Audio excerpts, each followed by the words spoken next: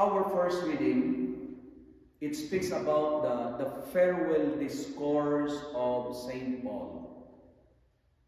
And our gospel also speaks about the farewell message of Jesus to his disciples.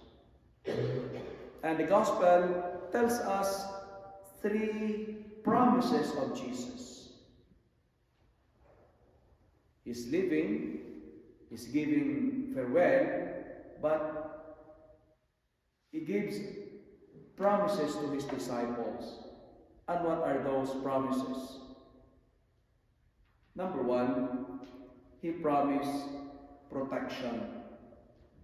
And this is what the gospel said, I guarded them, and not one of them was lost except the one destined to be lost. And this phrase is also similar to the message of Saint Paul, and he is telling the elders of the community to protect their flock and to protect themselves. Because Saint Paul says, savage wolves will come in among you, not sparing the flock, that even some among their group will distort the truth. What is common in our first reading and our gospel is this: we have a God who promised protection. We have God's protection, but as His followers, we have also the responsibility to guard each other. Because savage wolves will come, even members of our community will distort the truth. He promised us protection, and second, He promised us joy. And He said, I speak these things so that they may have joy. And I asked myself last night, how to have joy? To answer that question, allow me to use our readings for today. And our first reading says, in order to have joy, Saint Paul said, we need to support the weak.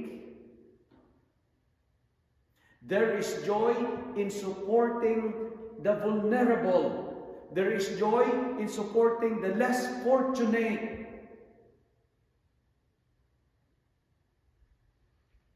And second, Saint Paul is also telling us in our first reading how to have joy. He said here, it is more blessed to give than to receive. Therefore, there is joy in giving than in getting. If we wanted to have joy, give. Support, especially the weak, the widow, the orphans. Because joy is a gift from the Lord. And my dear friends, as what I've told you yesterday,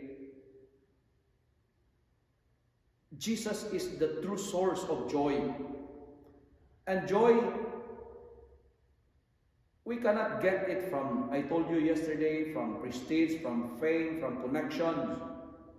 Therefore, never allow the things of this world prevents us to be in heaven. Because true source is only found in Jesus.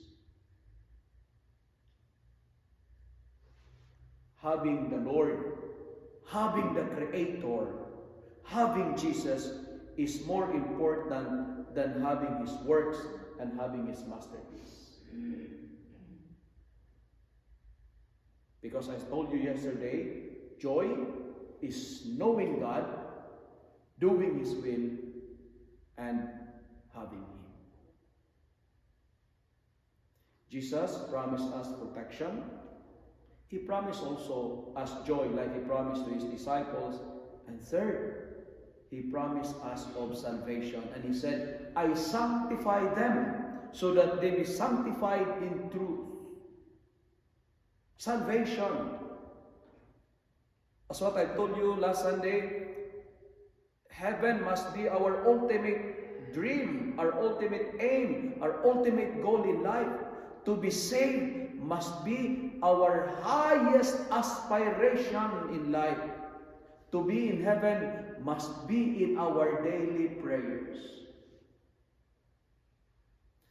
And when I'm tired, sometimes I forget to pray what the church requires me to pray, the liturgy of the hours. My short prayer sometimes is like the prayers of the thief, that I ask the Lord, Lord, just remember me when you come into your kingdom. It's enough for me that you remember me. Salvation, to be in heaven, must be in our daily prayers. God promised us protection, He promised us joy, and He promised us salvation. Remember, we are in the world, but not of the world. In it, but not of it. Today, I challenge myself and you, my dear parishioners. If we wanted to have joy, two things we need to do today. Support the weak. Who are the weak and the vulnerable in our community? Support them. Not only with your financial, but with your time. With your presence. Because St. Paul says, there is joy in giving than in getting. It is more blessed to give